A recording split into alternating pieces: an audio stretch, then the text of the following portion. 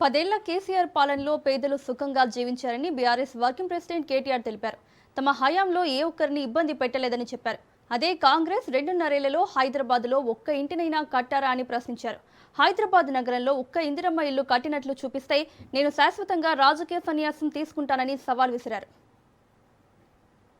2014లో మన రాష్ట్రం ఏర్పడ్డ నాడు, తెలంగాణ రాష్ట్రం ఏర్పడ్డ నాడు ఆ రోజుల్లో చాలా అనుమానాలు హైదరాబాద్లో ఉండేది.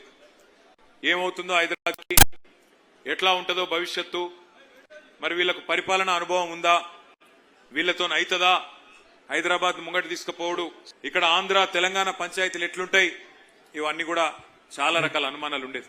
10 ఏళ్లు కేసీఆర్ గారి పరిపాలనలో పేదవాళ్లు, ఏ ప్రాంతం వారైనా సరే పేదవాళ్లు మరి బ్రహ్మాండంగా సుఖంగా సంతోషంగా ఆనందంగా ఉండే పరిస్థితి ఉండే తప్ప ఏనాడు ఎవరిని ఇబ్బంది పెట్టలేదు అనే మాట కూడా నేను మీకు గుర్తు చేస్తా ఉన్నా. ఏదన్నా గవర్నమెంట్ జాగాలో తెలుసో తెలియకనో మరి 20 గజాల్లో, 30 గజాల్లో, 40 గజాల్లో ఒక గుడిసెనో, ఒక షెడ్డో, ఒక ఇల్లు కట్టుకుంటే ఒక మనసున్న ముఖ్యమంత్రి కాబట్టే కేసీఆర్ గారు ఆనాడు జీవో నంబర్ 58, జీవో నంబర్ 59 కింద 2.5 లక్షల మంది పేదలకి ఇదే హైదరాబాద్ మహానగరంలో పట్టాలిచ్చినారు అనే మాట నేను మీకు గుర్తు చేస్తా ఉన్నా.